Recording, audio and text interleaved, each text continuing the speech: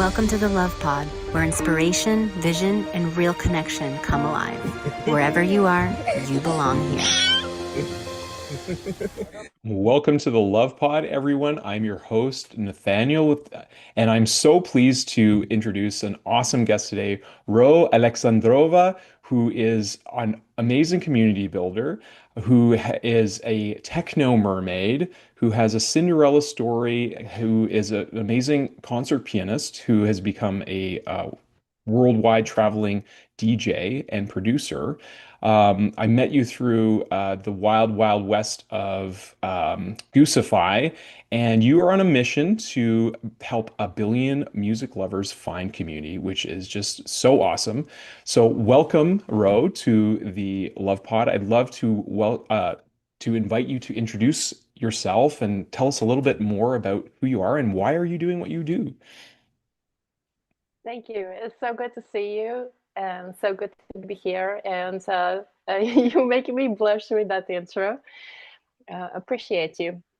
I might seem like a little crazy with this mission, but it's what gets me going and going strong every single day. Mm.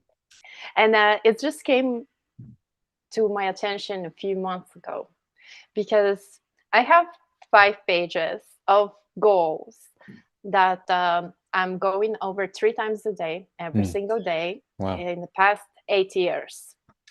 And for the longest time, they were like separate things until a few months ago in meditation, I was going over them. And then in meditation afterwards, it came to me like, wait, they're not separate things. They're not a bunch of things 5 pages long of different things. They are one big thing with steps. And it was like mind-blowing to me. And yeah, that big thing that unifies all 5 pages is help 1 billion musicians find community through different things that are listed in those 5 pages. That's amazing. And yeah, and I'm on my way. I'm super happy about it. And I see a clear path. And it's just amazing. Every single day I wake up with a heck yeah, it's me. That's so awesome. Yeah, and we met in Goosify. Yes, Yep. super amazing community. And I'm very grateful and happy to be part of the family there. When I first joined Goosify as a team member, Goosify was a little over 1,000 people. And today, 6 months later, 7 months, I made a post in Goosify that we hit 12K, 12,000 people. Wow, in 6 months, that's amazing. It's so amazing, yes, and it's just yeah, it's unbelievable growth and good energy, and it's evolving and getting better and meeting all these incredible people and helping so many people, like thousands, on a daily. It's super incredible in different ways. There's no one way to help one person. Each person is so individual, kind of like learning. Some people are good with learning by listening. Some people are good by watching a video or reading, different learning styles. The same way is how you help different people. They have different needs. And it's just so amazing to me. And also our IRL in real life events are growing. And, we started this program last year where we have mayors all around the globe where we make these real little events that are local, IRLs in real life. And all around the globe, that's growing too. And now more the United States. And we literally just got today a school bus. Yeah. And we're going to be decking it out to look like however it turns out. It's going to be goosified. Yeah, each each member of the community contributes with ideas and Mm, whatever they can to make it super fucking epic.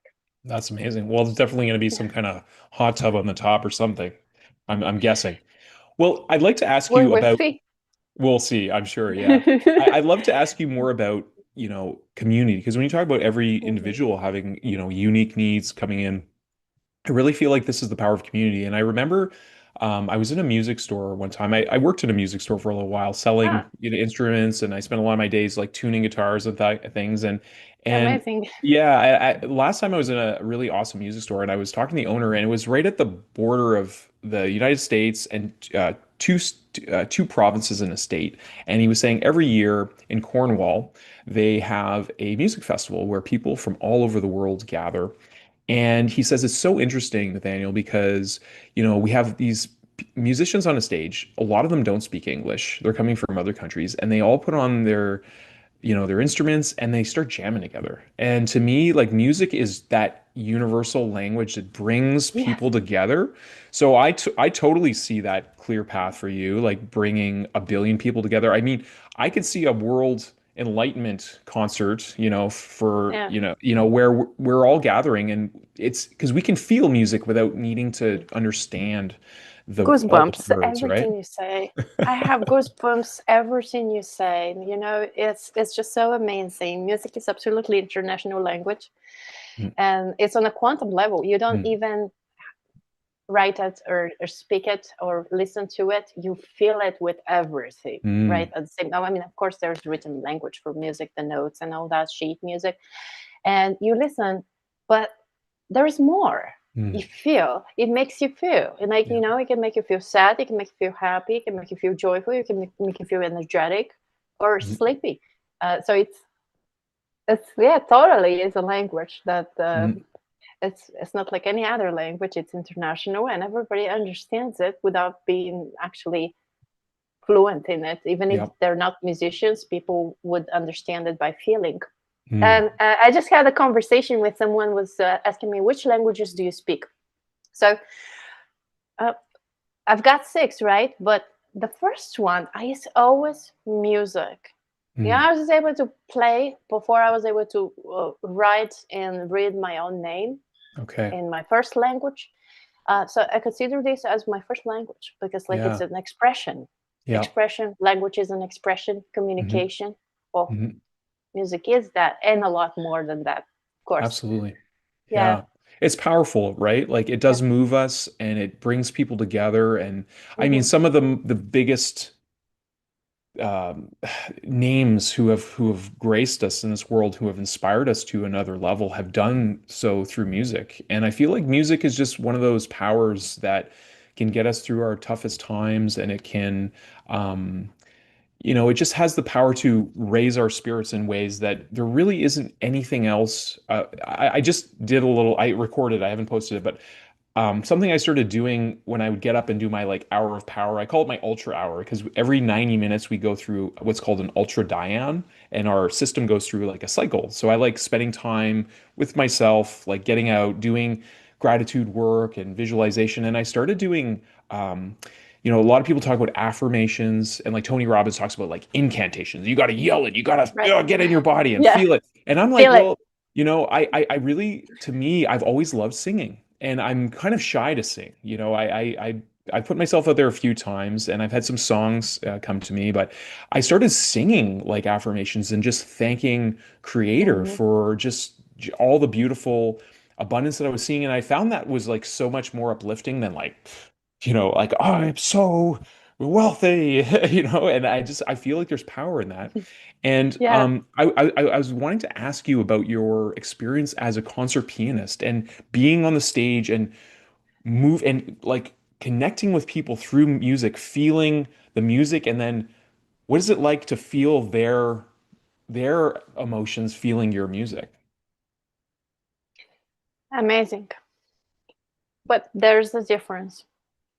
So at first, I wanted to address, yeah, what you said. I've Okay. seen your daughter sing, and you were really excited, and you posted it when your daughter was singing Yeah. something, and you guys were so happy with your wife. And sometimes that's a good example kids give us, like Mm, not caring how you sound or how you look and just do the thing and be yeah. in your joy zone. Something to be said about that. It's a powerful state to work from. Mm, And that's like the core of my whole community in school. Joy zone comes first. Learning, business, everything else happens after that naturally and mm, in from a powerful place, because that's how you show up. uh, Now about the stage. So I grew up as a concert pianist, as you know, and I had to practice 8 hours a day, every single day. My wow. parents made me. I didn't want it. All I wanted to do is go and get dirty with my hands in the Mm, mud and in the sand and build. I like building things okay. with my hands and getting dirty, and that's all I wanted to do. But had to practice piano for 8 hours. So how do you do that? I was just messing with it, right? Mm, For hours. And both of my parents don't have any music background. My dad was served in Bulgarian army, and then my mom was an electric engineer.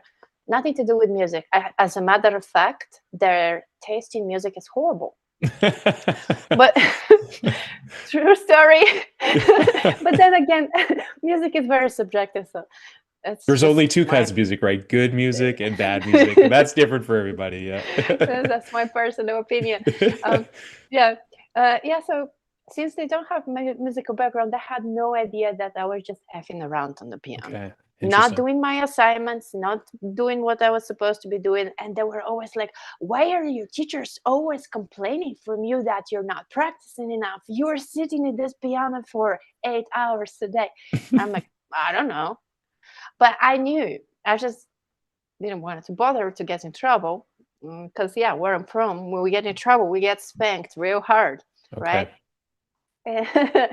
so so I would just like up around on the piano for hours, and I didn't know back then. I just thought like I'm playing with it like a toy, right? But Mm, as a matter of fact, I was composing without knowing it, mm, and way later on I realized that, and then that led me to make my own music, get into production, get mm, into make my own tracks, and then I was talking to. I had a few friends, DJs, and I was talking to them. Hey, they spin in clubs and festivals and things like that. So like, hey, how about I give you some of my tracks and you spin them? And I did not. It didn't even occur to me to become a DJ or anything like mm, that. No, no, no. I was making music. Has mm, nothing to do with being a DJ in my head back mm. then. Um, None of my friends wanted to spin my tracks, man. They're like, "Oh, this is Aw. crap." Well, I'll explain why. Uh, this is crap. You have too much classical piano in it and too many violins and concert instruments. You need a simple chord progression, four on the floor to where people were grooving. It's too complicated. I'm not gonna spin that. And they all were saying the same thing. So I was like, maybe I should become a DJ so I can spin my own tracks, right? Not that I wanted to, but like so I can, right? That was the reason. Mm, And yeah, I started like looking into some online videos, studying, and back then, at the same time, I already had established Aleksandrova School of Music, where uh, first it started with me just being a teacher. Then I had to hire teachers because like I have several years of waiting list for over 100 people. So I was like, okay. okay, I Wow. need to hire more teachers. So I was hiring teachers, and it was piano only, and then it grew to guitar and other instruments, and then of course production and a DJ teacher as well. So I hired one of my teachers to teach me to DJ, and oh boy, that was a horrible experience because and I didn't know, you don't know what you don't know, right? Hmm. So, but maybe I could have taught from like me teaching, because when I teach somebody anything, I teach them what they like in the Hmm. way they like it, so they get into it, so Yeah. they're actually wanting to do it versus being forced, like I was forced to play something I didn't like. So anyway, That's a good approach for any kind of teacher, right? Hmm. And my teacher was a hip hop DJ, and Okay. not the good hip hop, okay? Not the old school one, but like the today's where there's too many hi hats and it's all auto Hmm. tuned. You know what I'm talking about? Yeah. Yeah. So, yeah, he's also producer, amazing producer, uh, but for DJ, like he's also great DJ for that genre. I'm just not into that specific genre. And so for me it was a horrible experience because here I am mixing something that I don't like. Mm. And then it also seemed borderline retarded after playing classical piano all my life, and it's very elaborate. This Yeah. was like press a button and then Yeah. press another button and mix the two tracks. It was as simple as that. Mhm. Of course, I mean, there's more into it. Like, I get to find out later that there's a lot more into it Yeah. actually. But back then, yeah, I could mix the two tracks, but it was just not exciting. It was boring, and I was just like, ugh, I don't want to do that. Yeah. But I didn't give up on learning how to DJ. You know, I got one controller, then another controller, then another controller, and then kept getting different teachers. No, and then and I kept producing music, right? And then I moved to LA because I was like, I'm gonna give it all to my music, and Mm. this is the place to be because before I was living in Florida, which is great, bikini weather all the time. It's very mermaid friendly. I love hot weather, and LA is kind of cold. Is it really? Uh, Okay, interesting. well, for me, I mean, and for You're somebody talking that to lives in someone in Canada, Canada, yeah. yeah, no, for you LA's it would be cold. great. Yeah, for me, yeah, it's pretty cold. The first year here, I was wearing my ski jacket everywhere at night, and people were like, "Are you from Florida?" And I'm like, "How do you know?" And I went to the Musicians Institute, and that's like, you know, after I have my master's degree and everything, but this was like a DJ program in the Mm. Musicians Institute in Hollywood because I moved straight to Hollywood. I was like, go big or go home. I moved to Mm. Hollywood because it's close to everything, and I'm gonna be in the middle of everything. And I'm gonna be meeting all these people and networking, and like that was in my head, right? And I went to Musicians Institute to learn how to DJ, and 20 grand later, I was like, okay, I'm getting two turntables. If that doesn't work, then I don't know, right? And now there's like, I can write a book about like how they could actually improve their program and all that, and is it even worth a fraction of the money? But I'm not gonna get there. Just I got the turntables. I Mm. put them on my kitchen counter, and I bought a few records, and I had a simple mixer. I still have that mixer. So simple mixer, two turntables, and that is where I really found the magic in it, Mm. and fell in love with it because I could feel it's very tangible, Mm. like playing real instruments. And Yeah. if you screw up, it's very audible, not like Okay. the controllers where everything Yeah. is automated and Yeah. it's pretty much done for you. Yeah. So yeah, and then I got hooked on buying records, and oh my goodness, walls of records now. Okay. But the reason I'm saying that is because there was this transition between back when I was just solo doing piano concerts. People would sit and fancy clothing and fancy drinks and fancy buildings. I'm playing a concert. After half an hour, people are sitting, right, when they're Mm. listening to a concert. And yeah, sometimes they get up, but like most of the time they're sitting. And after half an hour, people yawn. Mm. And it's beautiful. And like after you perform, you're so talented, da, da, da. But they yawn after half an hour. Mm. When I DJ, nobody's yawning. Let me tell you, everybody is on for hours and Mm. like a whole day or a whole night or a whole day and night or several days in a row. You Mm. know, they won't stop because they're engaged, and it's a synergetic exchange between me and the dance floor, and it's so powerful that it's the highest high I have ever experienced. And Wow. I cannot explain it with words. You know, it's just like this synergetic exchange of joy is just getting higher and higher and higher. And it just never stops. I mean, you got to be a good DJ too, like Yeah. Well, you have to be able to feel people, right? I mean, there's a level of inner work that I imagine comes with that, like to be able to attune and listen. Yeah, it depends on like what kind of, like, if you are hired to do something for, let's say, a birthday party or bar mitzvah or whatever, yeah, that's a different type of. I'm not talking about Yeah. that. I'm talking Yeah. about more like the artist DJ, because like those Hmm. DJs, they have to play the music that they're hired for. Like Sure. somebody hires you for Sweet 16, or does it have a name even? I think it did, and they tell you play um, reggaeton all Hmm. night, right? Yeah.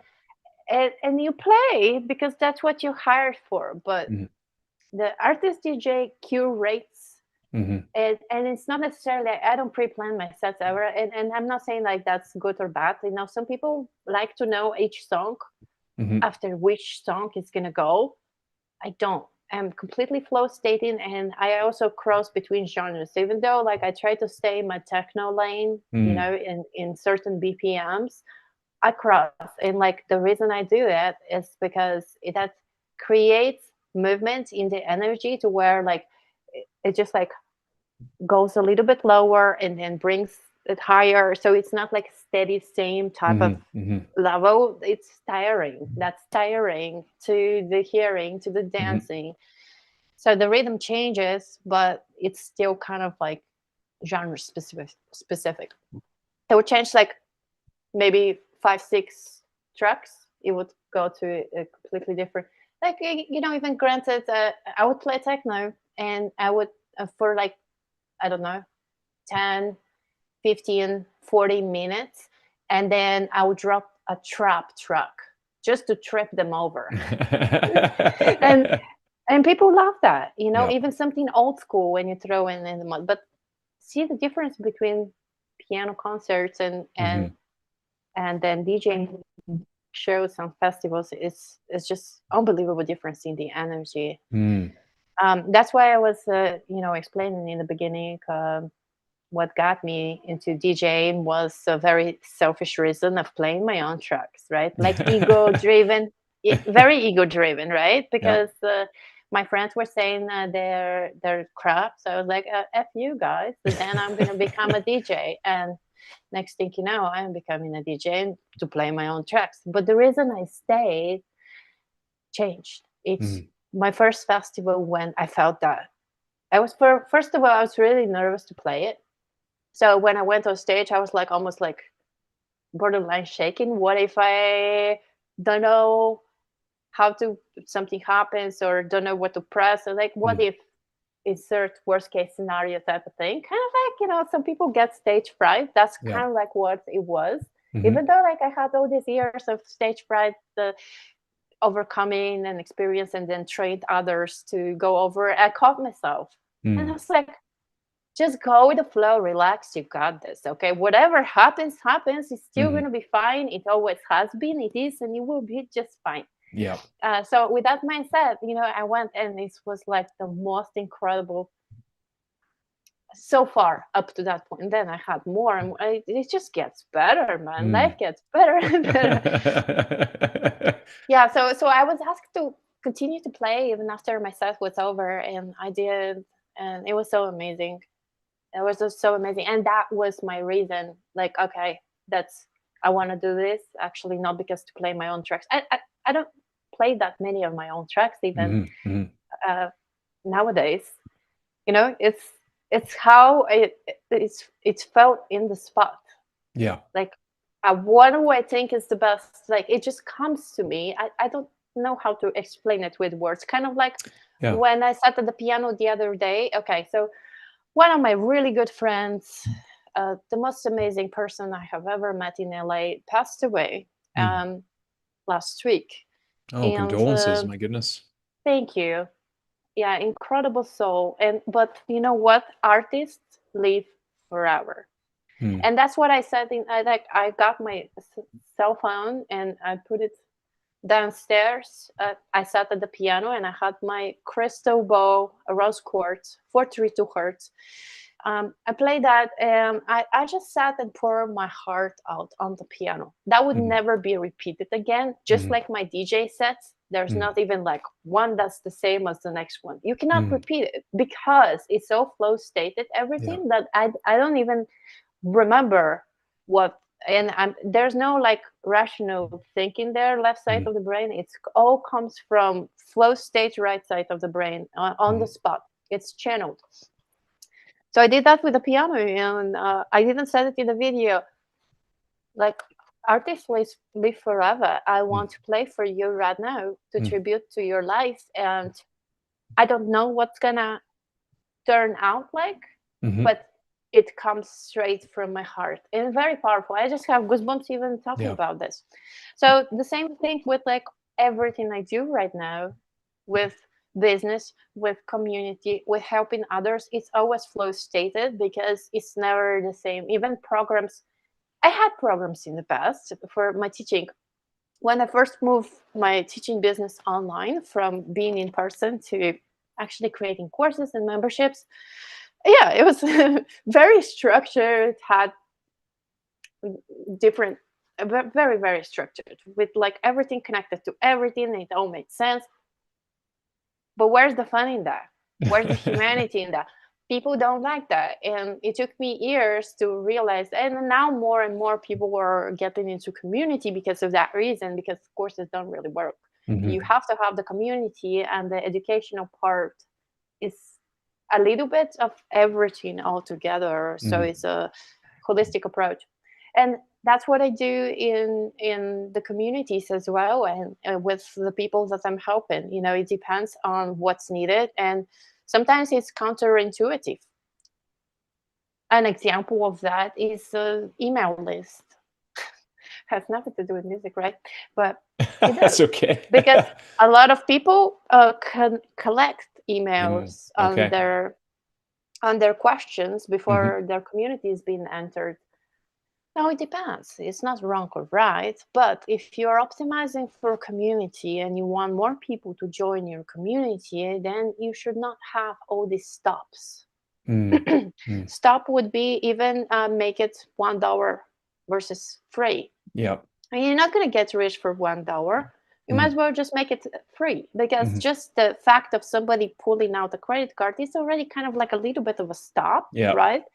And the same thing is with the questions for the community. So again, it depends for what you're optimizing, and there's no wrong or right way, but like you need to understand the client and what they want, and then flow state the whole thing to where it's best for them. Kind of like teaching somebody music, kind of like a performing a beautiful piece. Like the best performances that you were saying that change everybody's life, they're not necessarily curated minute by minute type of songs. They just kind of like yesterday, instead of me doing all the notifications that I'm behind again, I sat down and I watched a bunch of videos that someone from my community flooded me with on Woodstock Festival in 1969. What a year, huh? And it was so fascinating to me to see all these amazing musicians that some of them are no longer alive, but most of them are legends that played that festival, and they were not that famous back then. Yeah, that festival made them legends for sure. Right. And goosebumps again. These musicians, how they were performing on this festival, pure joy. Like the kids in the mud, like how I was talking about in the mud before. That's what they were in the mud, literally, because it was raining at some point a lot. And they were just like jamming, and some of them weren't even on the roster, but they had to get in to cover because some of them were flown in by helicopters, so they were like late for their set, so they need to cover time. So they put other people on stage, and everything was so flow stated, like it should be naturally. That I believe that everything in life it's very natural way to approach things versus pre-plan everything. And this pre-planning everything is just stresses you out anyways. If you look at the starting any business, if you have come in with expectations, heck, anywhere you go with the expectations, you are destined to be disappointed. Never have expectations. Like a lot of people come to school, for example, since where we met, that's why we're talking about school, but like any business really. A lot of people come in and they're like, okay, yeah, I'm gonna make 50 grand in next 3 months or whatever. And when that doesn't happen, they like disappoint or either leave or you know, there's big disappointment because of expectations that haven't been met. And because that platform doesn't necessarily work like all the other platforms that we're used to, maybe that's what it is. Or maybe it's the mentality of being an all control freak, how it should be, but it's not. And there's the expectations again. So it's so important to be flow state in as much as possible in our daily lives. That's why I like music kind of like puts you into that state to where like you can transpose that state then into other areas in your life. Personal relationships, business, everything, your loved one. You know, you can't force, well, maybe some people can force their wife to wear, you're going to wear red today. Or some people are into that, you know? Yeah. And then I want it 3 inches. And if it's 4 inches, I will smack you or whatever, you know. Where's And this conversation going? no, Just joking. but some people are into Oh, that, for sure, right? for sure. But Yeah. but the majority are more like, the heck is wrong with you? Yeah. I'm gonna wear blue. Yeah. Or Live and let whatever. live. Well, Yeah. how much of flow state for you is like listening, like, and presence? Like, can you describe what flow state feels like? Because we hear this term a lot for people, and Right. maybe for more left-brained people who are, sitting in their cubicles, they're probably not listening to a show like this. But like, I feel like for some people, that idea of control and security, that is their primary focus and need. And then you bump up to, you listen to an artist like yourself, Ro, and it's like, what are you talking about, flow state? Like, my kids go to bed at 8 o'clock and they have Oh lunch, yeah. and so Yeah. what is flow state to you? Yeah. Very, very good question. I flow state everything. And I do get up at 4 every single morning, no Mm, matter what, even if it's a Saturday or Sunday. The reason I do that is for 2 reasons. Reason number 1, of course, discipline. Reason number 2, I don't want to feel bad on Monday if I get up on Saturday at 6 or 7 or whatever. So I don't mm, let myself go there. mm, And every morning it's 4 a.m. So 4 to 6, I do maybe similar to what you do with what you mentioned in the beginning of the conversation. But I go through my list of goals. Then I do breath meditation. And then I do this quantum meditation that I've mm. also mentioned in the beginning. And Tai Chi and yoga. So it takes me Wow. 2 hours to set myself up for success for the entire Mm, day. And then at 6 o'clock, I turn on computer or turn on phone and make coffee, things like that. So there is a little bit of a structure, not complete chaos, but I I'd love say that. it's mostly chaos, and that's fine too. So for me, flow state. Let's answer the question so I don't like go too much on a tangent because that will go after that. There, anyways. Um, it's a it's a being super present. Mm, yeah. Going with the flow. You gotta feel the flow Yeah, I first. gotta feel it. Where is it coming from, and where is it going? And then become part of it. Surrender to the flow. And that does come with practice of being present. Mm, And helps me. I meditate several times a day to really bring myself out of whatever it was mm, happening, hmm. transition, into bringing myself into the center. And it could be breathing meditation, it could be staring at the candle. And like a lot of people are like, this is a waste of time. Mm, I'm willing to challenge that Hmm. belief, because when you work on yourself, sure, there's no tangible results immediately where you can teach and touch or see. But what happens here, the work you do here, is sort of like you brushing your teeth. Hmm. Why are you brushing your teeth? If you Hmm. like, Okay, maybe your breath is pressure. Maybe, yeah, okay, that could be. Like, I never have a bad breath, so that doesn't apply to me. But if I did, that would be something tangible. Okay, bad breath, not Mhm. bad breath. But when you meditate, you see after that the effect of it. You're more present Yeah. and you're calmer and you are more responsive versus reactive to things. Mhm. When you're reactive, you're not really going with the flow. You're more like reacting and going in different directions, and sometimes against the flow. It depends, right? Yeah. But when you're more responsive, you're like, okay, I'm responding to the flow and going with it, and everything goes well. So that's kind of like one of the things that I've been working on the past few months, and everything, Mhm. including my business and other people's businesses, of where you want to suspend yourself from expectations and pressure of money, bills, all that crap. Because sure, you can have a tactic and make a bunch of money, and then maybe you burn yourself that you do in something you don't like. Mhm. Mm, so big, Mhm. because a Yeah, lot of it's people are huge. doing something they don't like. Yeah. Even though they make money, they're not happy. Yeah. But why not make money and be happy? And how to do that is slower thing, kind of like intuition versus ego. Mm. Your ego is the one that pressures you to this scarcity. And your intuition is this nudge that is more subtle on the Mm. background. And it's kind of like, hey. And then you're like, maybe brush it off, but it will come back, hey, maybe in a few days, maybe in a month, maybe in a year. So that's your intuition. It's slower, more subtle. So you gotta listen. Mhm. And to listen, you gotta be more meditative, more responsive to Mhm. hear the subtleness in the nature, which nature is also part of your whole aura and everything. And for business, you can't be pressured and come with something aligned Mhm. where it's going to be bringing you pleasure and money at the same time and make you happy. So you kind of have to step back of this scarcity and like remove everything and think first what's Mm. aligned with you. What do you want to do Mhm. on a daily? Yeah. I love my life. Like I told you in the beginning of this convo, I Yeah. wake up and I'm like, heck yeah, it's me. Why? Because I love everything I do Mm. every single day. Absolutely love my life. I'm so grateful every single day.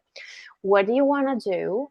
And then also very important, not least important or second, but it's also who do you want to work with? Mm. And the reason I'll tell you that, because like I also recently realized that who do you want to work with? Because I don't want to work with everybody. Right. And some people I just don't like. Mhm. And that's okay. They don't like me either, probably. And that's okay, because you can't be everybody's cup of cake. Because if you are, then you're a Walmart. Yeah. Good Um, points. so, You have so, some so I great Row-isms, I'll call them. Like, I thank love you. the Yeah. expressions you have. Otherwise, you're Thank gonna you. be a Walmart. Thank you. Yeah. So yeah. Recently, was thinking about that. I Mm. had a lot of clients that were, because I came very niche to school, Mhm. made that mistake, and because I transposed my knowledge from other platforms, Mhm. because like I completely mastered social media and I'm a marketing genius on social media, and then that is not what school is. No, Yes.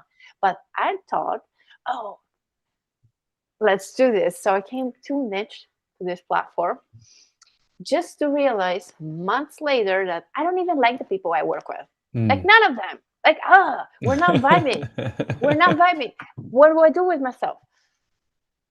Pivot. And always think of, like, collect your people that you like around you Mhm. and see how you can serve them. Mm. It's like not that complicated, right? Yeah. But Yeah. we make it complicated with like, I gotta do this and then I gotta work with these people. Who is your avatar? Like, let's write it down. And no, because that doesn't come. That's a general thing. It's Mm. like teaching everybody the same thing, Yeah. how to play an instrument or whatever. Mhm. Um, but each and every one of us is very different in individuals. So that's also flow state for me to realize, what do I want to do, and then who do I want to work with. Mm. I have pretty good. It's kind of like in a relationship, right? Have you ever been in a toxic relationship? I have a Sure. Yeah. ton, a ton, and you learn real quick what you don't want. Mhm. this is very similar. Yeah. Another thing about dynamic pricing I want to throw in there, because that's part of my flow state mentality, is dynamic pricing. Now, for you,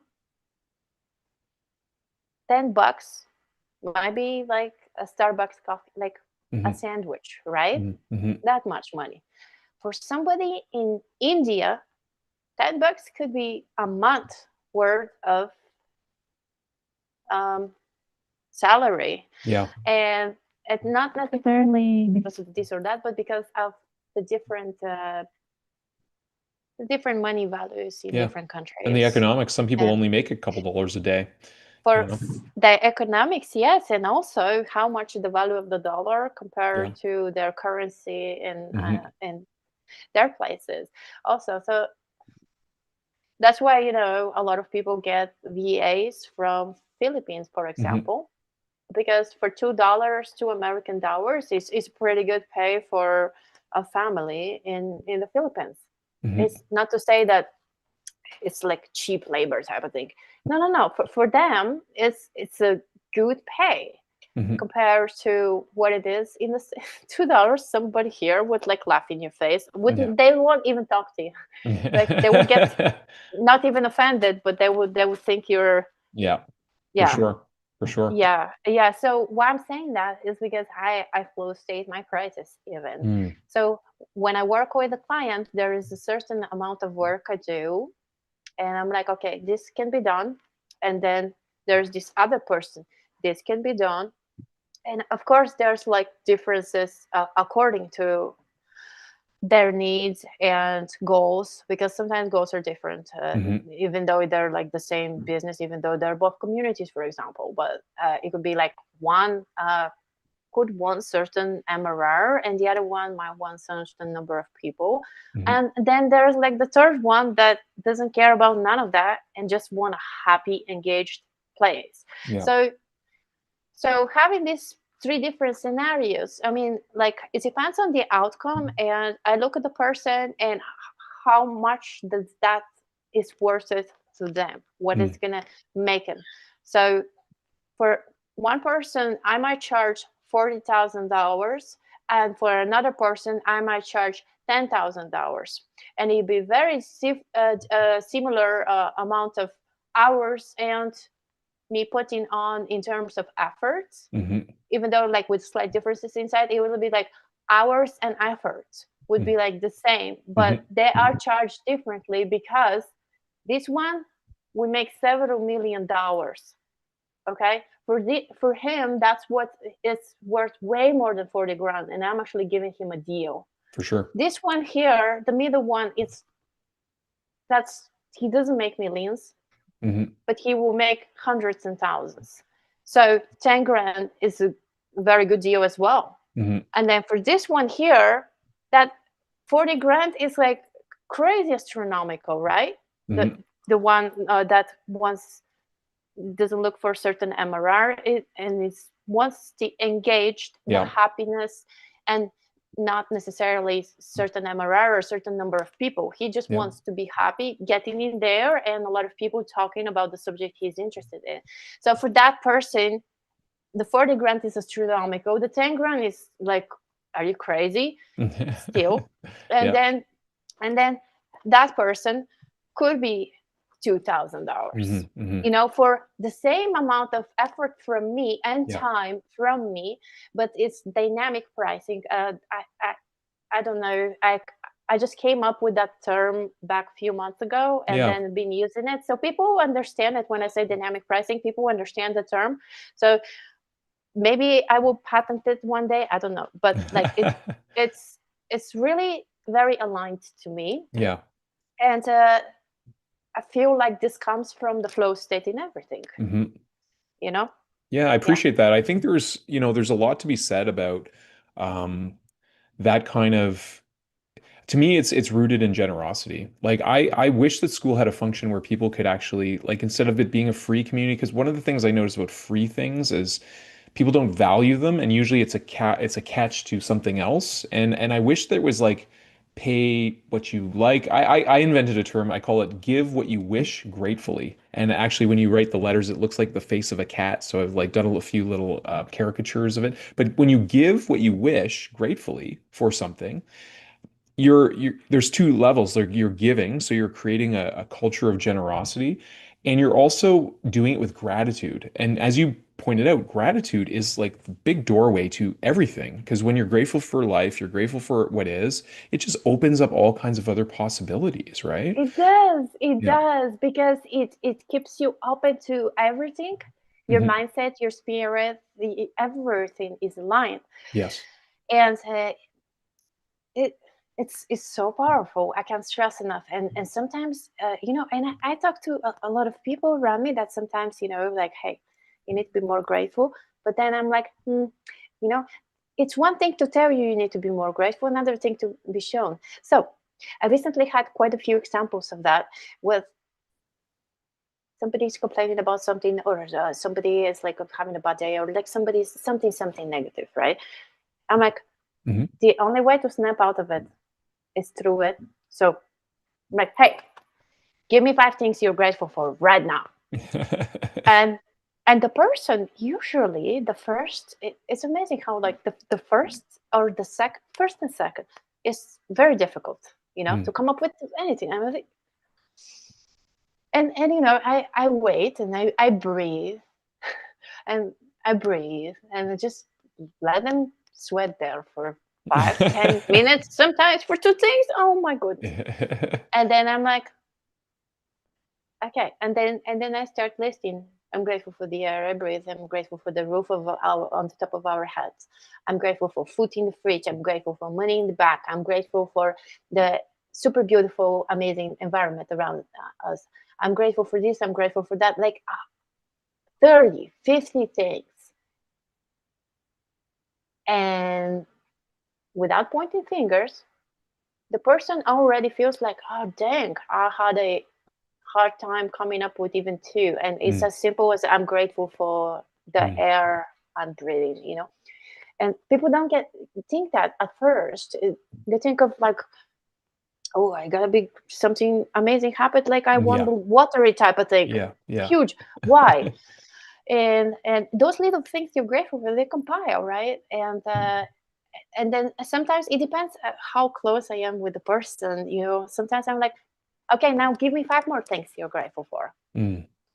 That shifts immediately the state that they're in. Yeah. And it's just so powerful. It's firsthand experience. You can do it to anyone. There's no one person in the world that is not going to shift his or her state once they go over a few things that they're grateful for, especially if you like repeat the thing. Mm. Suddenly there is a tenderness and smile Yeah. on the face and softness of everything. Yeah, I really feel like gratitude is the portal to all of the higher states of consciousness, like you talked about when DJing. Like, and as you were describing that movement, I feel like there's this thing in science they call it emergence, and we see it happening in nature when like geese fly together, birds they shift and dues like the way bees will dance and communicate. Like there's this emergence that happens when there's this feeling of the pulse. And I think like people in a band, they get that, they get into the pulse, they get into that flow state.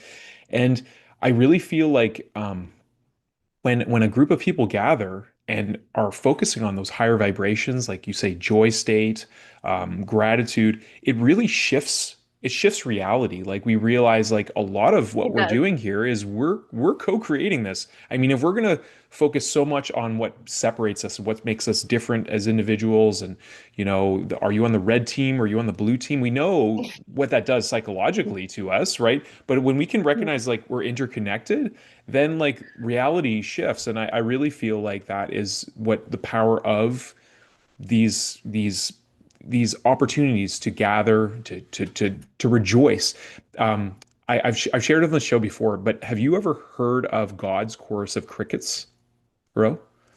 Oh, No, I have I gotta not. post it in the High Vibes tribe because it is literally what they did is they took a recording of crickets and they just slowed it down so that the lifespan of a cricket would be equal to a human being. So I'm not sure how long a cricket lives, probably like a season.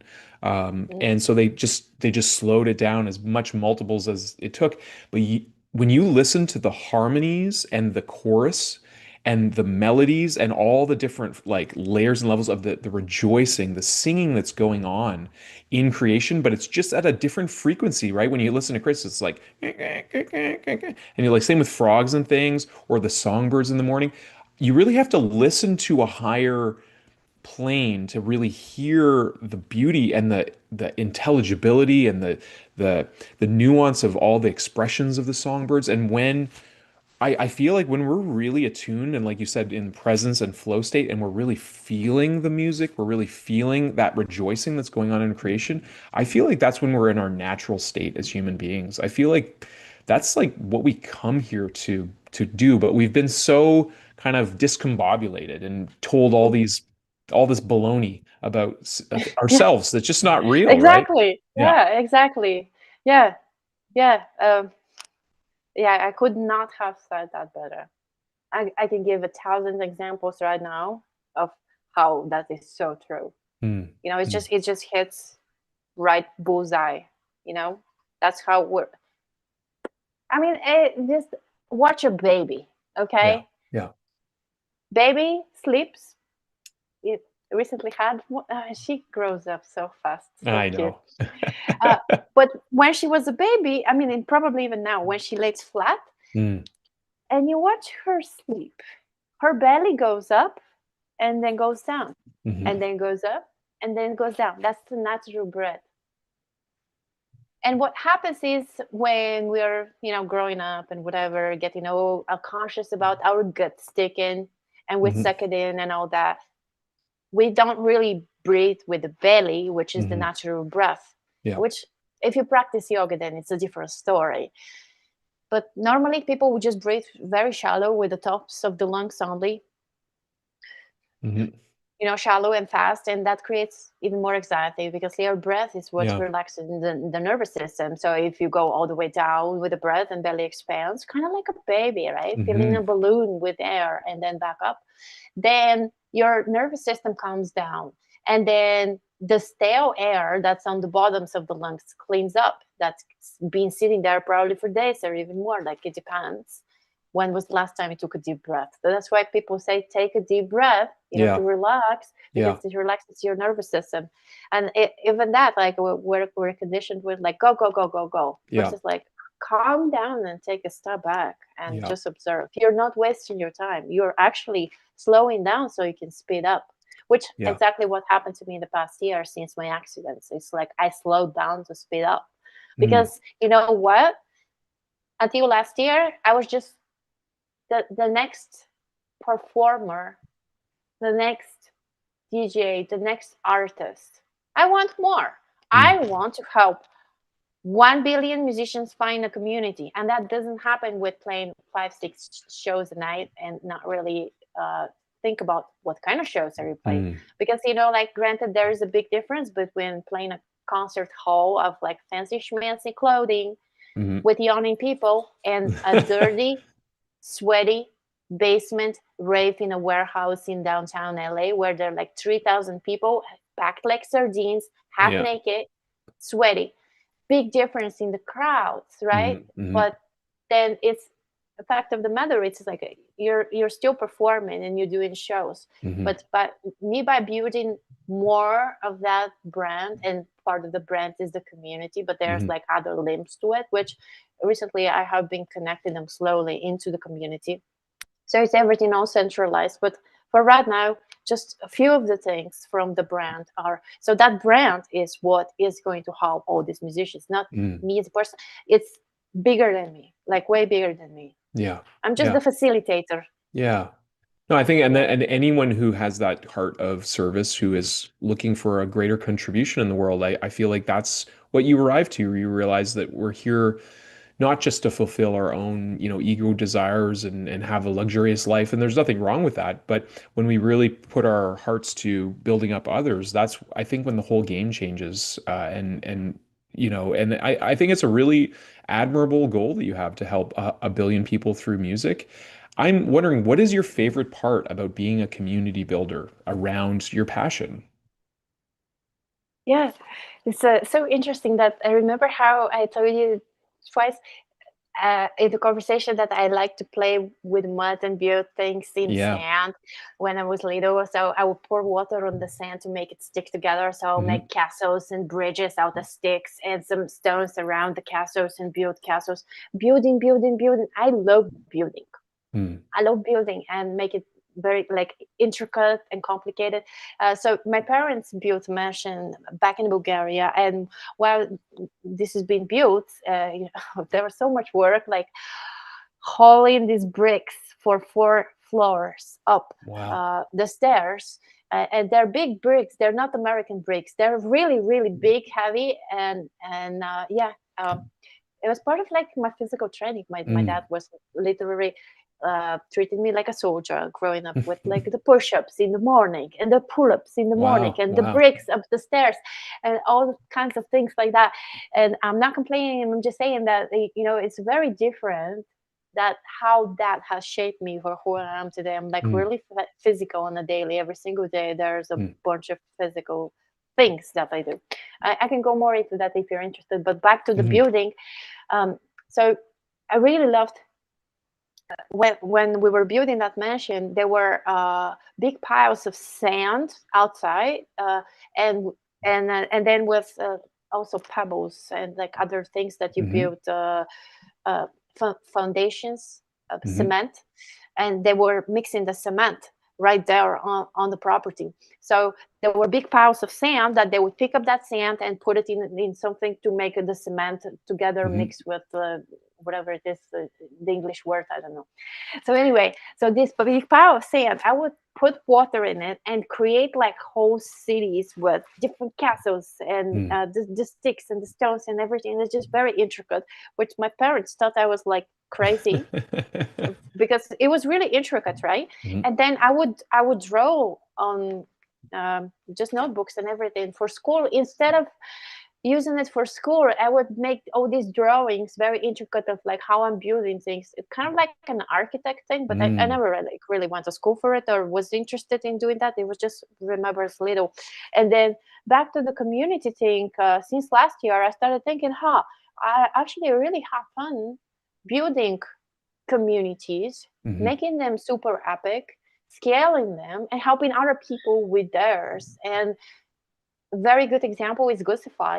When I got to Goosify, we were a little over 1,000, like I said, and today I made a post. We just hit 12K. And it's like, I came in July, August, September, October, November, December, January, February. So 7 months. Like it's March now. Okay. 7 months later, like that's a lot exponential growth, and Yeah. that's just the community part. Yeah. There's a lot more behind the scenes that continue to grow, and, Mhm. and it's amazing for me. It's just amazing to watch things grow and build and create epicness. Mhm. Yeah, no, I think that's awesome that you found a way to really bring together so many of your passions into one place. And I think community building is one of the most interesting forms of building because it is a co-creative process, right? Because you're not just It is. building something and saying, okay, here it is. It's like other people are interacting with the Yeah. things and they're coming in and they're posting, they're adding their expression, and it really is a beautiful way. I've been contemplating a lot about, our how we're awakening as a species. And I feel like we're at this really interesting time in our in our emergence as a collective, and community seems to be what so many people are yearning for. And to me, the butterfly is a really interesting symbol of like metamorphosis because the perspective of reality that a caterpillar has compared to a butterfly is so astronomically different. I mean, a butterfly Right. is soaring on the currents, and it's just this iridescent reflections of light, and it just has a totally different experience of reality.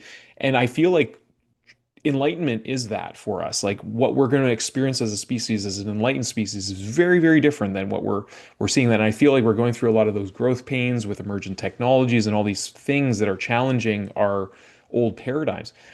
And so I see us as kind of like caterpillars right now. And I know you're Yeah, and techno mermaid, so you have like a mystical view of us.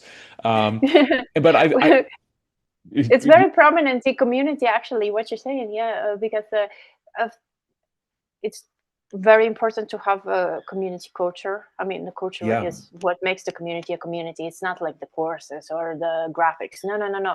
It's the culture, but also the leader. So everything matters, really. Mhm. The community culture is like, how would you like it to be and Yeah. to feel? And I did learn that the hard way. I did all the wrong things first. And then also the leadership part, sometimes it's good to ask people, and sometimes it's not that good to ask people, because a lot of people don't know what they want and they will just say anything. Mhm. Mhm. So it depends, but for me it's really important to communicate clearly with my people. And I always ask. And why I ask, because like right now we're pretty aligned and we're vibing together really well. Mhm. Before that was not the case. Mhm. And that's why I said, I had to learn it the hard way, because I I learned that I certain people I don't vibe with, and I don't have to have them in my life. Okay, Mhm. it's completely fine. Mhm. And what you said about the metamorphosis, that is like so spot on, because I realized that a lot of people from real life before community that are like friends, very close, I thought. And now I have friends that I have never met in my life Mhm. in person, that are way better, heartfelt, amazing Mhm. individuals and Mhm. friends, that a lot of those that were, I thought, best friends and in Mhm. my life for decades and stuff like that. And so it's like something to be said about this metamorphosis. You don't know what you don't know. Like the butterfly, the caterpillar most likely didn't know about it's becoming a butterfly. It's kind of like, oh, look at Do me you want to hear one something day. crazy about that? Yeah. 'Cause- and part of what I wanted to share is I'll talk about when I talk about the chrysalis. But so when a caterpillar finds a place, a safe place to form its chrysalis, there are things in the caterpillar called imaginal discs, and the discs have the exact blueprint of what the butterfly will look like when it is transformed. And you've probably heard that like all the parts of a caterpillar basically dissolve into this like goo and then transform into the butterfly. So what happens when the chrysalis occurs? The imaginal discs start activating. And what's interesting is you think the caterpillar is like, oh, I'm going to become a butterfly. Like, let's go. And actually, it's the opposite. It's like, what the hell is going on? It's like, I am a caterpillar. What's like, no, like it resists the discs. And it's so interesting, Ro, because the exact energy that is required for the imaginal discs to do their work in the transformation and metamorphosis of the butterfly is provided by the resistance of the caterpillar. So for those of us, we've heard a lot about the struggle that, we have to go through. The ego really shapes us on our journey. Like we bump up, and almost everyone who's ever had any kind of success faces a lot of challenges that really force them to grow their character and develop their unique expression. And so I've thought a lot about like what is the chrysalis of humankind? And like for caterpillars, they just create this embodiment of like a housing. So I'm like, is it our houses? Are we supposed to like evolve in our houses? Is that why we all get these houses? And I thought a lot because my background's in Indigenous wellness. Like before, we used to gather a lot more in a community. And I said, well, what if community is the chrysalis? Because if you think about it, when we gather Yeah. around all these individuals, they get to witness us shine. They get to witness us sharing our gifts, our voices, and they get to see us emerge into this new expression. And I was like, so this is my theory. I mean, it's Yeah, poetic, totally but makes sense. I love that, because each one around you that you surround yourself has a role in your life, Mhm. right? Plays a role. It's just like the discs in the caterpillar, you know? Yeah. Yeah, exactly. Those Yeah. all those imaginal discs, they activate the caterpillar and it Mhm. like it challenges this like this is your higher vision. You're a colorful winged creature that will soar. And the caterpillar is like, I'm a caterpillar. What are you talking about? Like, leave me Yeah. alone. So it's all those people who, yeah, who encourage you. And sometimes it's the people who come and kind of like poke you, like Yeah. I've had to stand up to but it's built my character. Like I've had people Yeah. who have had to deal with bullies and stuff. And because I am a Yeah. kind man, I think some people see kindness as a vulnerability sometimes. And so all those characters that come and it's all part of the oneness that we have, right? And I feel like life is a an opportunity on earth, especially to awaken, to return to a remembrance of who we are and to express in a whole new way that we never even imagined. And it's in contrast of like this. I feel like a lot of us, we've been conditioned, you mentioned it earlier, like through schooling and all these institutions, or maybe it's beliefs that our ancestors have passed on, but we've been kind of told, I think, that life is this dull, like you just got to work through it. And it's like this, and I remember being a child and watching the adults looking around and like everything to me was miraculous. I would look at the caterpillars and the spiders and the water striders and like reflections of light in the dewdrops and just be like, wow, life is so miraculous and amazing. And I look around, everyone's like, oh, I'm so stressed out, and everyone's like talking about things and I'm like, they've forgotten. And I feel like it's so simple, like that joy state that you talk about. I feel like that's the solution. It's just returning and dropping all that garbage that Yeah. isn't really It's us. simple. It's Yeah. so simple. It's just like a matter of getting back to this daily, and then more often, if possible, like the more often, the better. Yeah. Because then you could transmute the same state into other areas in your life without having to force it. Hmm. That brings me to the question. So you talked about your morning. You have pretty profound, I would say, an epic Yeah, rising ritual. I like to call them I rising know. rituals. Yes, And yes. like so you're going through all your goals every morning. You're also spending a lot of time, and it's interesting because I've actually had quite a bit of experience with Tai Chi. I was even trained to teach beginner level Tai Chi, Oh, nice. and yoga too. I've had some experience, and I feel like movement is so important for us, especially I've noticed since being on school. I'm not always moving as much. So I'd like to know more about like that embodiment practice and how you find that really helps you move forward in your in fulfilling your purpose, Ro. Yeah, I have flow stated, so I don't have like a practice routine or whatever. Yeah, I flow state everything. Even like I taught beautiful. yoga for many years and meditation for many years. I never had like a scripted class or a scripted Mm, meditation. mm, And again, people do, and that's works for them. That's fine. For me, energy translates just like it translates on a dance floor. Very important. When I have had moments to where, like, before I go on stage, something happens. I don't know. Either I read a message from someone X, for example, or like something I'm worrying, and anything that is a little off in the mhm, energy. And when I go on stage, people feel that. How do mhm, they know? Like, I mix perfectly, or I play whatever it is that it's fine. It's perfect. How do it energy mm, translates? And those are things that you cannot. They're not tangible. You can't see. Kind of like music in a way. mm. You can see, you can hear, but you feel. Yeah, Even maybe the track selection, maybe the transitions, and maybe like something was too abrupt. It's again, it's not a technical mistake or yeah. anything, so it's energy translates, and Mhm, my dance floor feels it. So I've noticed that it's actually, you can't fake it, you can't mm, hide it. And um, I've, ever since like it was been brought to my attention, I never do that. Like, I never go.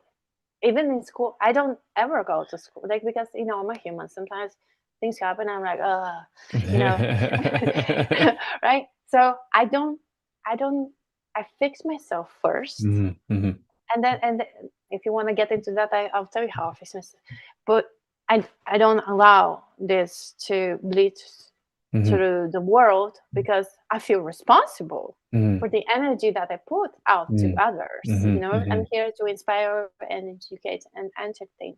It's not to make people feel sorry for me or make them sad Sure. or anything. Even when I make the tribute to my friend, which was a sad thing, yeah, but it wasn't. it was more to inspire everyone who heard it. Were like, wow, this is so inspiring. Even though it was for somebody's death, it Mm, was artists live forever. It's the mm, thing. Like, and you can hear it in the music. There's no like sad, weepy things. There mm, are sadder parts, but flow immediately into, okay, well, artists live forever, and there's the power and mm, strength, and like mm, people never die really through their art. They mhm. live forever. Now if you're an accountant, you're screwed.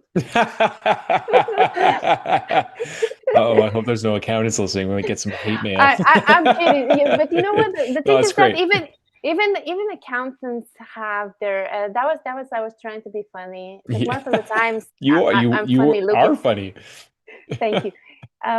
But yeah, even people with jobs that are pretty analytical, like Hmm. Hmm. accountants, they have their thing Sure. that are Sure. they're artistic about. Even gardening. Yeah. Well, spreadsheets can be beautiful, and I mean, it certainly helps those of us who are more, adept in right brain flow states. It's interesting you talk this way because for me, I used to feel very guilty because I've been a professor for many years, and I do not prepare lesson plans. Like I'm aware of what the topic is, but I just go and I just totally go with the flow. I will find videos on the flow. I will teach on the flow. I will Exactly. invent Yes. assignments on the flow. I'll be like, this is your assignment because Yeah. I'm very aware. Like even when I do like musically, I find this too. I play just spontaneous music. I haven't learned a lot of songs. I know maybe a few songs that I play just when I was first learning and I remember them, but I just love playing with the sound. And what I notice is every time a new person would enter the room, say if I was just playing casually in the background with my classical guitar or something, the sound would change. I would just be inspired to just move into a different key or the sense of rhythm would change because everyone's adding a different element to it. And I've been like that in my ceremonial practices, like whether it's like sweat lodges, we do songs, and I don't memorize a lot of songs. I know some, but I just find like a song will just spontaneously emerge out of me, and that always felt more like my natural state. But when you're in an institution, it's like there's a curriculum and there's this. I always felt like, man, am I like, I feel bad. I'm not being, but I would bring my full self, I'm there. But I find that it was hard for me to bring my full self if I'm like reading a script or trying to follow Oh yeah. along. It's just like, okay, it stresses me and then I'm not present. So I totally get where you're coming from. And I will add that in a business sense, like you're part of a team, right? And you have people who help you. And it is helpful to have some of those more like organizational manager leaders to create those spreadsheets and stuff. So to help, because a lot of our audience or our community members, some of them need that structure, and I noticed Oh this, yeah. like I would sometimes tell students like, yeah, like I did this cultural program where I took them to a makerspace and I'm like, your final assignment is to create a cultural expression. Yeah, you do a write up and then talk about why you chose it, but choose a technology like you're doing a 3D print if it's like a sweat lodge, or you're doing a laser etching of a thing, or making a medicine box, or weaving something. Like it can be anything. And so many of them had a hard time when I gave them infinite possibilities. They're like, tell me what to do. And to Yeah. me, I would have been like a dream teacher for me. I'm like, oh, I can do anything. I'm just gonna go hog wild and just have fun. But a lot of what I've noticed is to return to that joy state, that flow state, it requires an unlearning. So how, as a teacher, Ro, do you find like you help people to come back into that, who have maybe been so indoctrinated into the Mm. regimens? Because you've been through the regimens, 8 hours a day Oh uh, God, yeah. of piano, carrying bricks up flights of stairs and doing push-ups and all that stuff. Like you've been through the regimen, so you know how to Yeah. transition. So what would you say is a good way of like marrying those or entering into that flow state for folks? So there's so many different ways. That how much time you got? I'll just throw in a few. Yeah. Uh, the easiest way to get into a flow state is to pick up anything Mm, instrument that you mm, don't play, and then just just do something. It doesn't matter how it's going to sound. You don't worry about, oh, my dog is like, oh, you're going to play now. and then do that like a few times without expectations. Do it often. Now So play. for play childlike. Go garden some. Do something that you think it's a waste of time. Like the first thing that you think it's a waste of time is the exact thing that you need to be doing. So don't tell me that it's a waste of time to go watch TV. That's probably not what I meant. Something creative. Yeah. Okay. Something So where you're it has to have moving the components. Yes, creative movement. Because you're closest to God, to Creator, when you are creating. Yeah. So something creative and something you think it's a waste of time. So true. Yeah, I love it. So if I look at it as for business, this is very, very counterintuitive. Yeah, somebody would tell me like, okay, I want to make 10 grand MRR by 2 months from now, and I'm like, well, you need to focus on creating this environment where people will calm the fuck down. And they will relax and they will start sharing, and you're going to get engaged, and then this is going to happen and this is going to happen.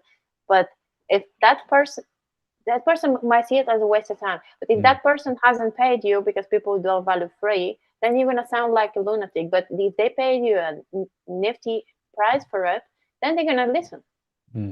So there's a very big difference there.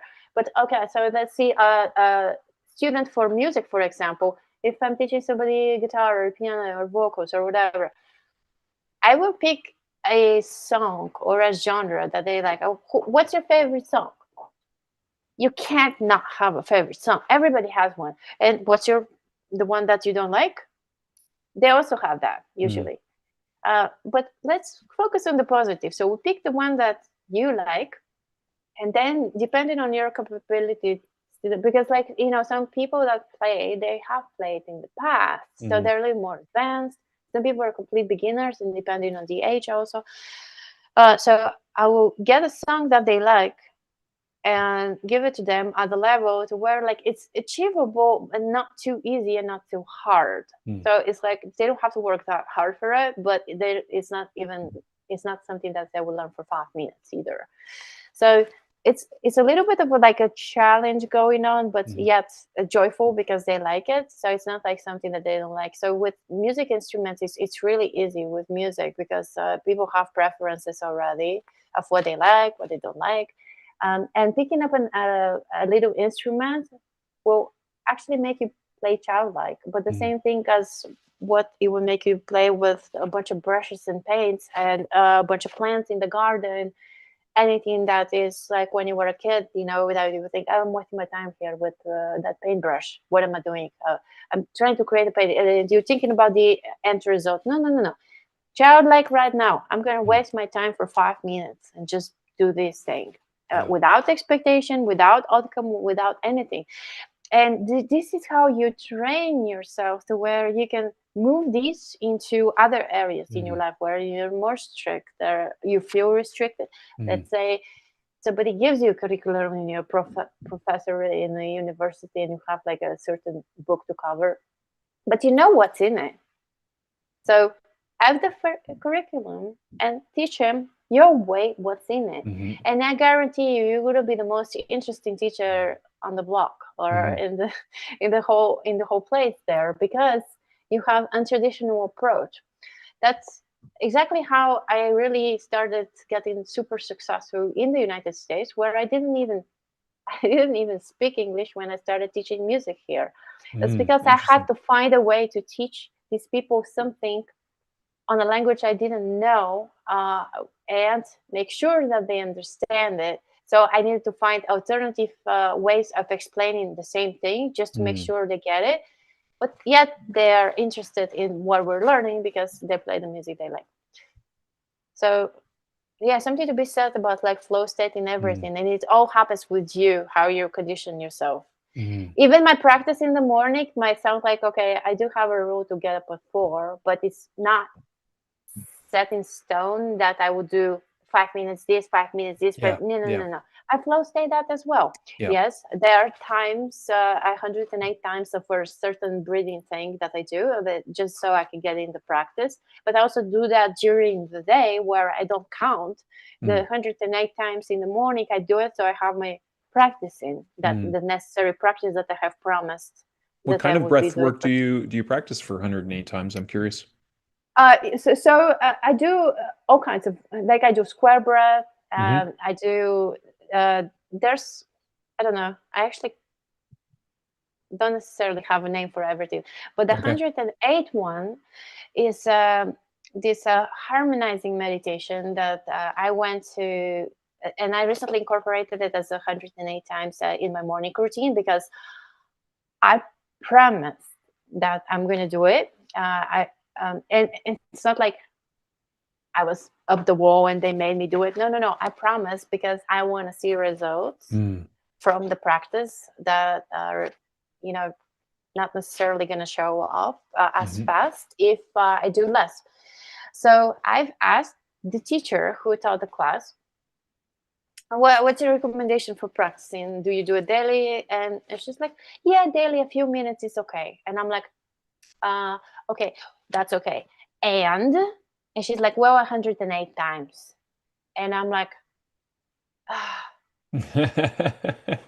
do you mean 108 times per side?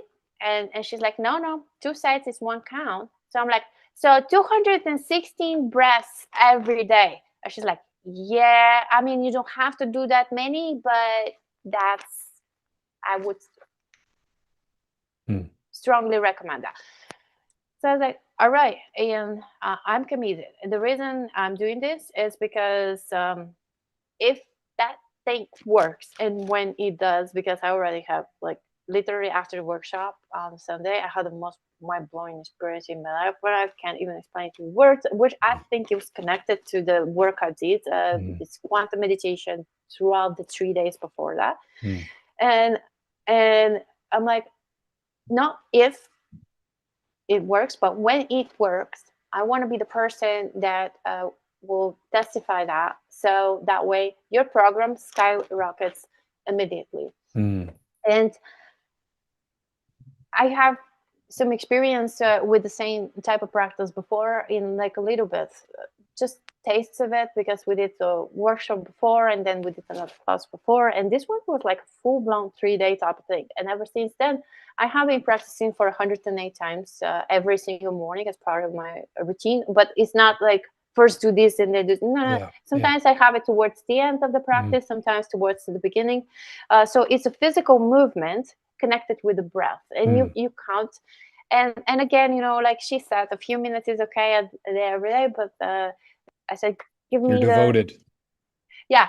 And she's really proud of me, and I'm communicating with her daily. And it's hasn't been that long, but what I experienced on Sunday was insane.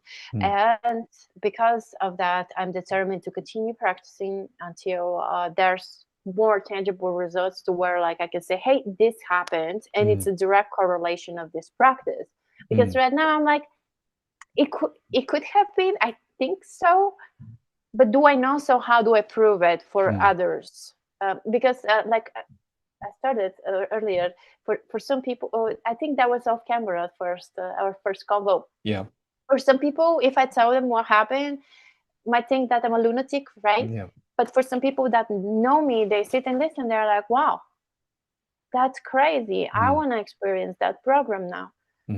So I want to have more tangible of those examples. And maybe not that dramatic and drastic. It will be enough different proof for like less intensity, but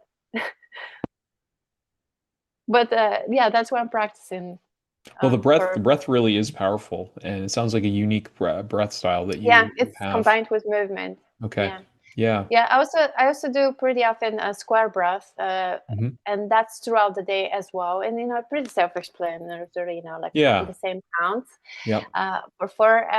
Then I also do a lot of the Wim Hof. If you're Yeah.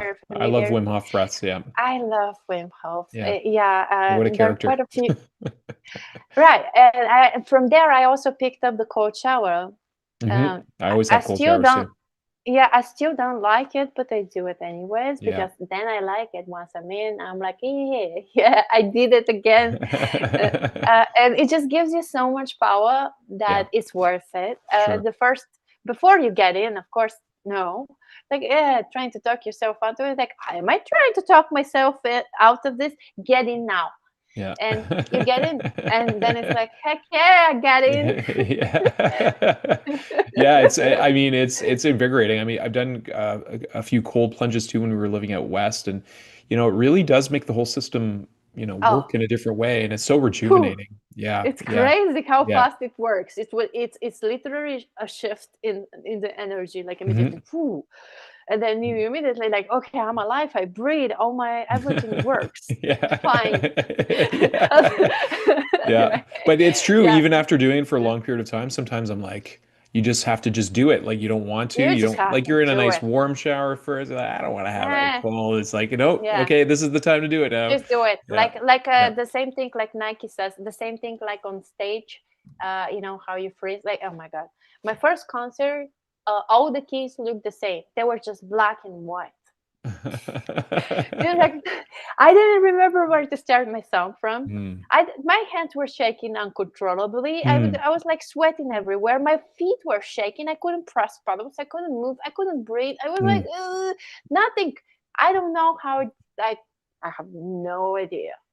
But it was a very severe case of like stage fright, and it Hmm. was not just that one. But then I went into fashion modeling when I was 14, bikini shows, things like that. I used to freak out to Hmm. just, what if I trip over my high heels? Oh, like all these scenarios. Uh, Yeah. but they have no problem after that. And how it happens, just like with the cold shower, Hmm. just do it. You just do it. Yeah. Don't think about it. Just Yeah. do it. Do Hmm. the thing. Yeah. Yeah. Well, it's courage, right? We had Elfina Luck on the show yesterday, and she was talking about being confident in the camera. And she said, confidence and she was talking about courage. She's like, courage doesn't feel like courage. It actually feels like fear, and you do it anyways. And it's like, I feel like a lot of people like we're waiting, okay, until I feel courage, then I'm going to do it. It's like, she was talking about confidence too. Like if you're feeling really confident, it's probably egoic. And she's like, when you really are really confident, it just feels more like yourself. And I liked that. I thought that was a really interesting perspective. It's like, yeah, when you're confident, you're just being yourself. It's not like you're not putting on a show, you're not trying to impress anyone. You're just being yourself.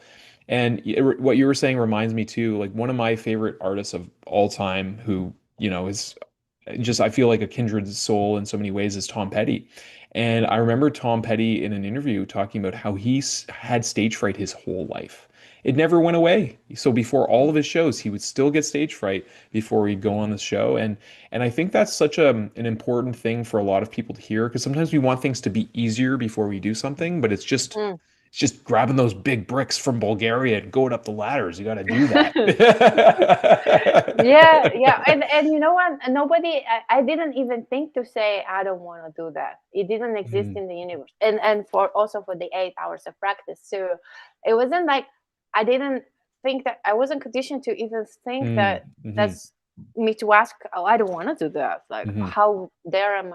No. It was more like it felt horrible, but you do because that's what you do, mhm. not because you want or you don't want. There's no like you want or you don't want. No, Yeah. no.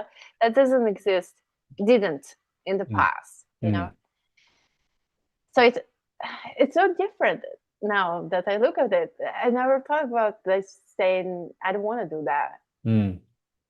Well, it's probably, like I grew up in a household too. I can relate because we had chores. I grew up in the country for a good chunk of my life, but even when we were in a small town, like I had to clean the washrooms on Saturday. I had to cook meals. I had to do the things. Then we moved to the country. I had to cook. I had to cut firewood. Like it was just part of the expectation of what needed to happen.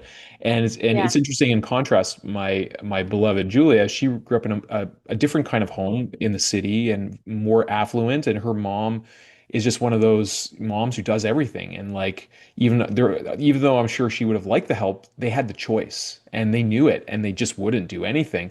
And I feel like it's a different character dynamic that occurs when you have to contribute. Like we're meant to contribute to the whole family in the home, and so Julia didn't learn how to cook until she had to move. She chose to move to Italy without speaking Italian, and she just realized she had no skills.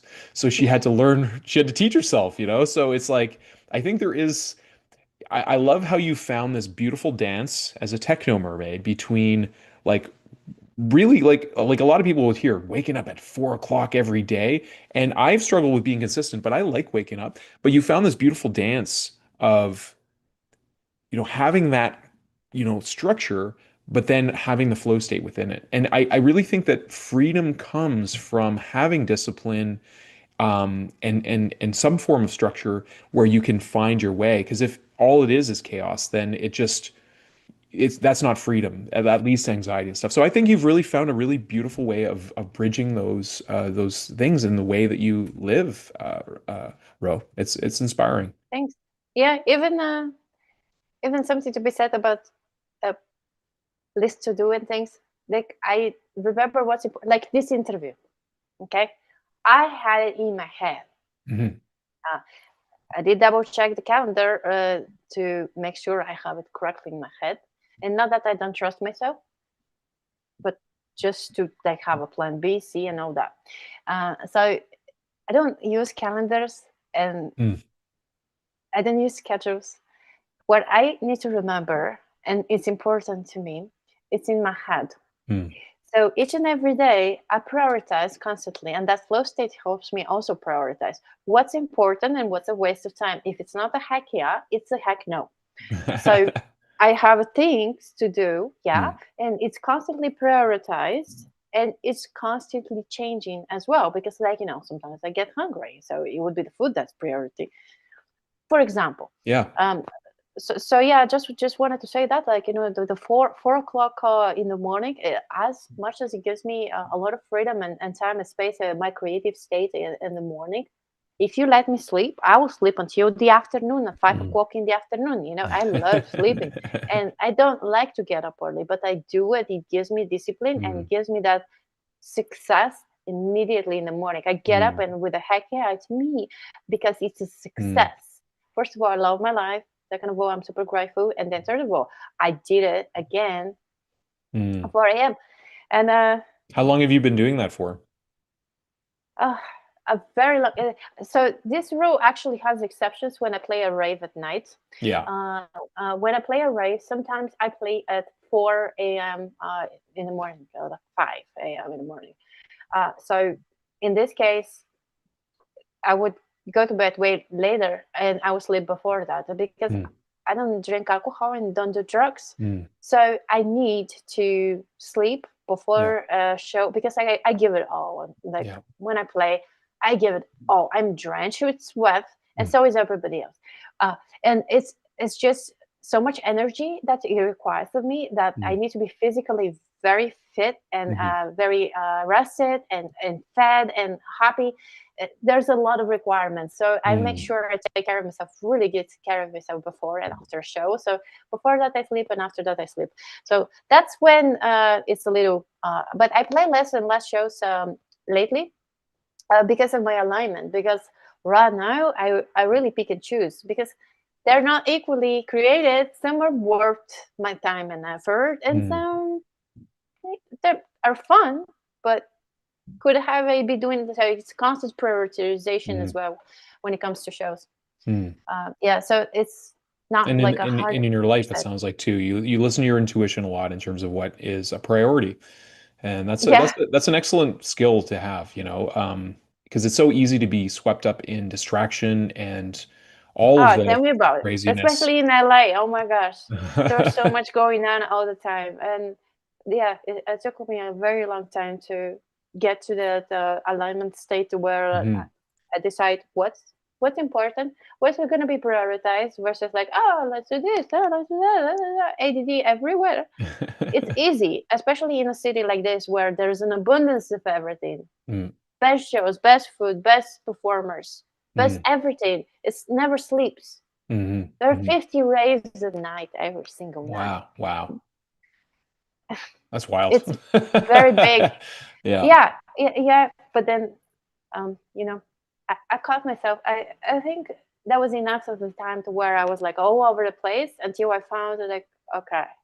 And it's the universe has its own very amazing ways to kind of like gently nudge us, Hmm. and Hmm. maybe the universe give us a little bit sand drops.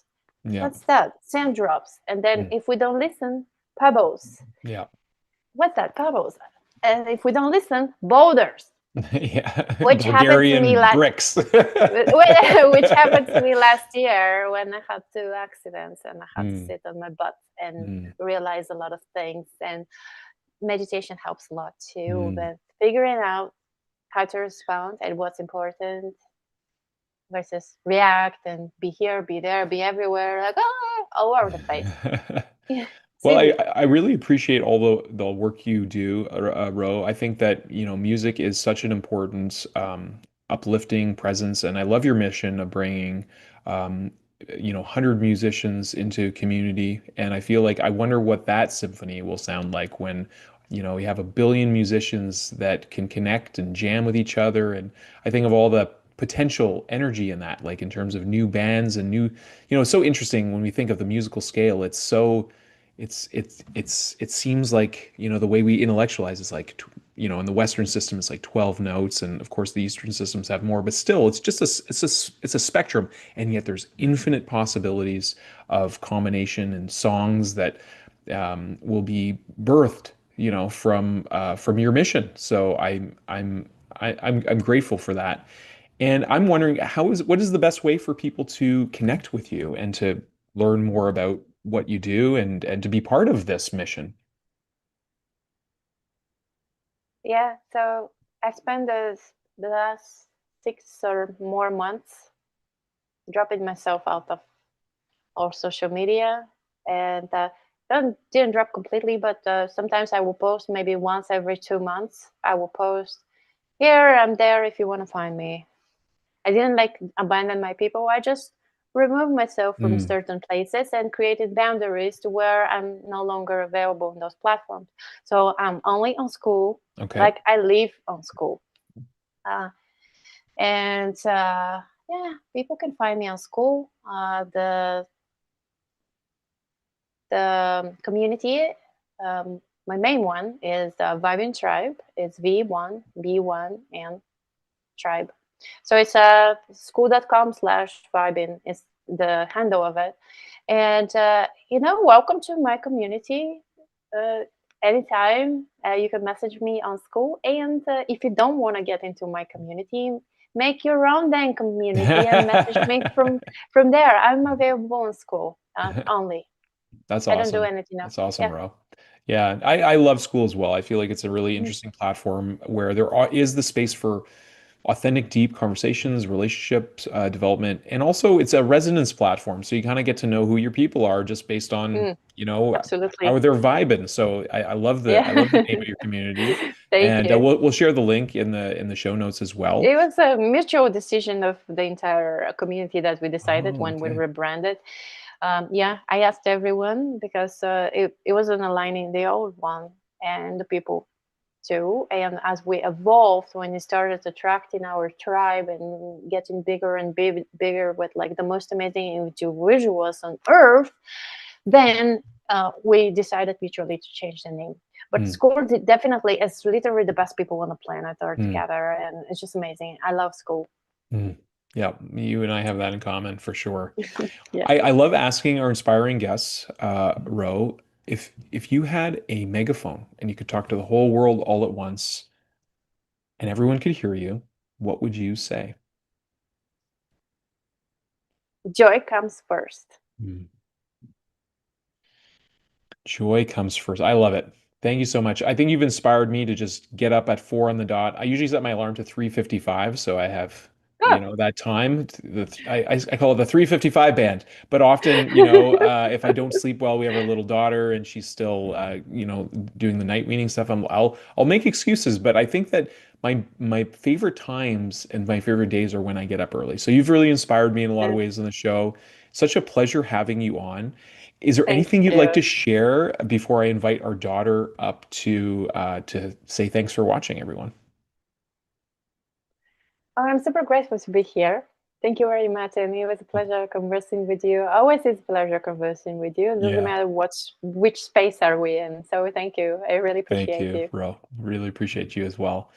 All Thank you. right. Well, with that, I wish all of you, the whole Vibin Tribe community, and all those you touch, Ro, as well as yourself, just highest blessings and best wishes, and Thank to you. all of our listeners out there as well. Thank you. It's just a wonderful time having your presence on the show. So really appreciate you, and I look forward to seeing the needle move on the Billion Musicians Gathering. I think we need to organize some kind of World Enlightenment concert or something. For watching. Tiki Rockton. Say have a great day. Have a great day. I love you. I love you. See you soon. Soon. Hey, bye. Nacho. Mwah. Woo! Again, a spin. Another. I'm gonna catch you.